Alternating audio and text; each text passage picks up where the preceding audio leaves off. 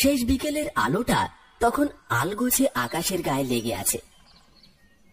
আকাশের দিকে একবার তাকালো রিমলি। আজ যেন অন্ধকার নামতেই চাইছে না, অথচ হাত ঘড়ি বলছে সন্ধে নেমেছে অনেকক্ষণ। রিমলি ক্লান্তভাবে হোস্টেলের দিকে এগিয়ে আসছে।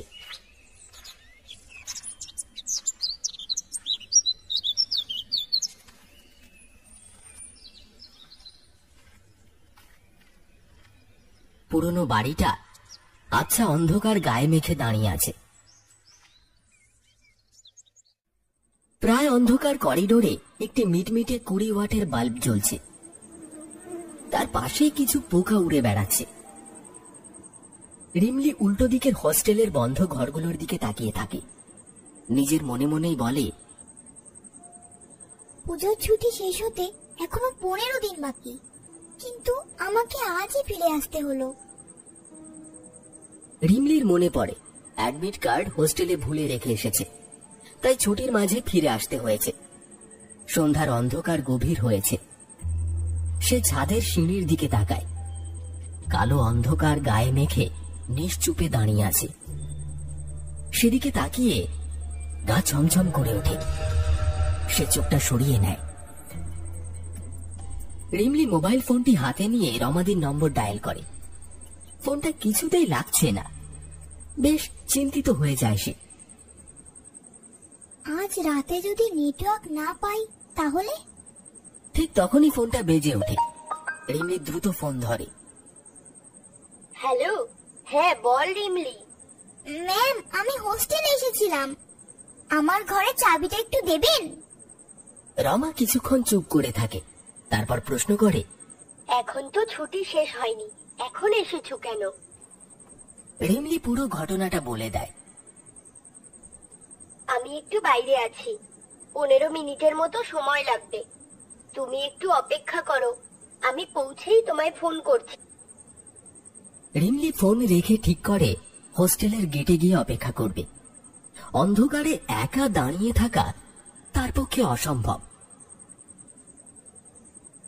রিমলি সিঁড়ি দিয়ে নামতে নামতে দেখে একটি মেয়ে তার পাশ দিয়ে ধীরে ধীরে উঠে যাচ্ছে। মেয়েটি আনমনে উপরে উঠে যায়। রিমলি কিছুক্ষণ দাঁড়িয়ে ভাবে কিছু বলবে কিনা, তারপর কিছু না বলে নিচে নেমে যায়। রিমলি গেটে গিয়ে অপেক্ষা করতে থাকে। মিনিট খানেক পর রমাদি এসে হাজির হয়। বাড়ি যাওয়ার আগে একটু ভালো করে জিনিসপত্র গুছিয়ে নিয়ে যেতে হতো, এখন ফাঁকা হোস্টেলে তোমাকে একা একা থাকতে হবে। রিমলি ঈষৎ মাথা নাড়ে, তারপর বলে, ম্যাম, হোস্টেলে কি আরো একজন? সে সিঁড়িতে দেখা মেয়েটির কথা তুলতে চায়, তখনই রমাদির ফোনটা বেজে ওঠে। হ্যালো সনাতন দা, 312 নম্বর ঘরের চাবিটা একটু দিয়ে যাও তো। রমা চোখের ইশারা করে। ওরা হোস্টেলের দিকে এগিয়ে যায়। আমি কিন্তু এখন থাকবো দাদা, চাবি আর ফেরত দেব না। ঠিক আছে। ঘরটা খুলে দেখে শূন্য ঘরে 3টি বেড ফাঁকা পড়ে আছে।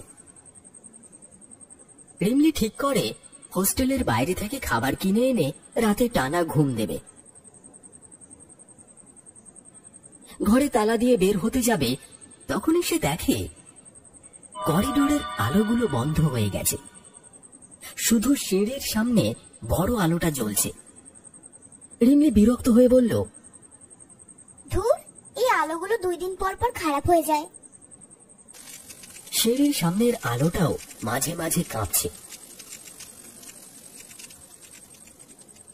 হাত ঘড়িতে 8:30 বাজে। তাড়াতাড়ি নামার সময় দেখে সিঁড়ির ওপর কেউ বসে আছে। আলোটা এত কাঁপছে যে ভালোভাবে বোঝা যায় না। পাশ কাটিয়ে নামার সময় একবার তাকায় সে। সেই মেয়েটির পরনে গোলাপি রঙের কুর্তি, মাথার দুদিকে বেনি, চোখে মোটা ফ্রেমের চশমা, হাতে মোটা বই নিয়ে কিছু পড়ছে। রিমলি মনে মনে ভাবে, এই অন্ধকারে কিভাবে পড়ছে? রিমলি কিছু একটা বলতে গিয়েও চুপ করে যায়।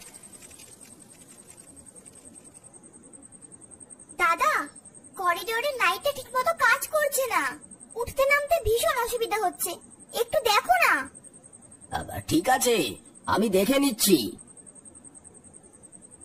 সনাতন ঘর থেকে একটি বাল্ব নিয়ে 3 তলার দিকে যায়। রিমলি খাবার কিনে 10 মিনিটের মধ্যে ফিরে আসে। লাইট ঠিক করে দিয়ে সনাতন ততক্ষণে চলে গেছে।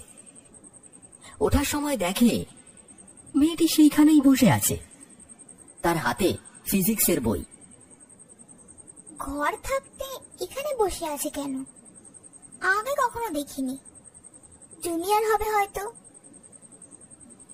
ঘরের তালা খুলে রিমলি ভাবে মেয়েটাকে বলবে ওর ঘরে এসে থাকতে, কিন্তু অপরিচিত জুনিয়রকে এভাবে বলতে পারে না। অগত্যা সে খাটে বসে রাতের খাবার খায়। মাকে ফোন করে কিছুক্ষণ কথাবার্তা বলে বিছানায় শুয়ে পড়ে, কিন্তু ঘুম আসে না তার।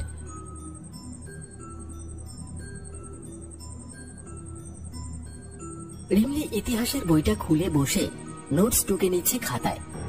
এমন সময় হঠাৎ জানলায় চোখ পড়ে যায়। দূরে নারকেল গাছগুলো দুলছে, আকাশ লাল হয়েছে। সে বুঝতে পারে ঝড় আসবে।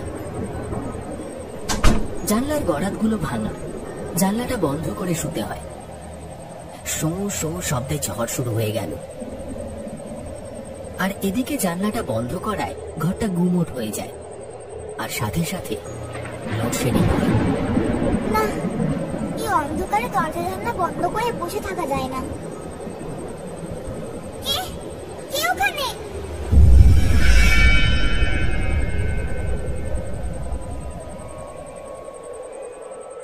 রিমলি নরম স্বরে বলে, তুমি কি হোস্টেলে নতুন এসেছো? মেয়েটি কোনো উত্তর দেয় না, একভাবে আকাশের দিকে তাকিয়ে থাকে। রিমলি অবাক হয়ে যায়। মেয়েটার উত্তর না পেয়ে আবার পড়ায় মন দেয়। ঠিক তখনই রিমলির মাথায় আশঙ্কা ঝিলিক দিয়ে ওঠে। আকাশে বিদ্যুতের আলোয় দেখে জানলার ধারে কেউ নেই। বাজের শব্দে কান চেপে ধরে। আবার দেখে জানলার ধারে মেয়েটি দাঁড়িয়ে আছে। বিদ্যুতের আলোয় দেখা যায় সেই একই গোলাপি কুর্তি। 3 তলার জানলায় কেউ কিভাবে দাঁড়িয়ে থাকতে পারে? ওদিকে তো কোনো বারান্দা নেই। তুমি কে? খাট থেকে নেমে আসে, পা দুটো কাঁপছে। এমার্জেন্সি লাইটের চার্জ ফুরিয়ে গেছে। অন্ধকারে দেখে মেয়েটি গড়াধহীন জানলা দিয়ে অবলীলায় ঘরে ঢুকে আসছে। রিমলির ভয়ে গলা বন্ধ হয়ে যায়। মেয়েটার চোখ ছাদের দিকে একভাবে তাকিয়ে আছে। রিমলির মনে হয় সিলিং থেকে একটা শরীর দুলছে।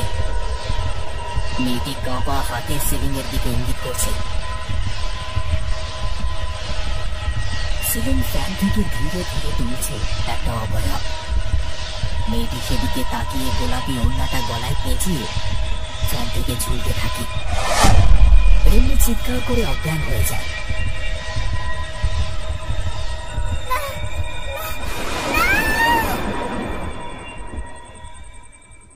রিমলি চোখ খুলতেই দেখে সনাতন দা আর রমাদি উদ্বিগ্ন চোখে তাকিয়ে আছে। কি হয়েছে রিমলি? অজ্ঞান হয়ে গেলে কিভাবে? রিমলির সব কথা মনে পড়তেই 2 হাতে রমাদিকে জড়িয়ে ধরে। রমাদি মাথায় হাত বুলিয়ে শান্ত করেন। কি দেখছো রিমলি? রমাদি, কিছুক্ষণ আগে একটা মেয়ে ওই জানলার বাইরে দাঁড়িয়ে ছিল। গোলাপি কুর্তি পরা ছিল। অদ্ভুত ভাবে ঘরে এসে মেয়েটার কি 2 দিকে চুল বাঁধা ছিল আর চোখে মোটা ফ্রেমের চশমা? রিমলি মাথা নেড়ে সম্মতি জানায়। রমাদির চোখে ভয়ের ছাপ পড়ে। তিনি রিমলিকে বলেন, আজ রাতে আর কোনো কথা নয়, তুমি আমার ঘরে থাকবে। যে কদিন তোমার বন্ধুরা না আসে আমার ঘরেই থেকো। সকালে রিমলির ঘুম ভাঙে। সে দেখে রমাদি জানলার ধারে দাঁড়িয়ে আছেন। রিমলি ভয়ে ভয়ে প্রশ্ন করে, ম্যাম, কাল রাতে তো বলতে চাননি। ওই মেয়েটা কে ছিল? ওর কথাই ভাবছিলাম। প্রায় 10 বছর আগে। তখন আমি সবে চাকরিতে ঢুকেছি। এই হোস্টেলে ওই ঘরে ঈশিতা থাকতো। রমা ঈশিতার গল্প বলেন, কিভাবে ঈশিতা চাকরি পরীক্ষায় বারবার ব্যর্থ হয়ে হতাশায় আত্মহত্যা করেছিল। তারপর থেকেই মেয়েটিকে মাঝে মাঝেই দেখা যায়। ভয় পেও না, ও কারোর ক্ষতি করে না। দোতলায় একটা ঘর খালি আছে, তোমার বন্ধুরা এলে ওখানেই থেকো।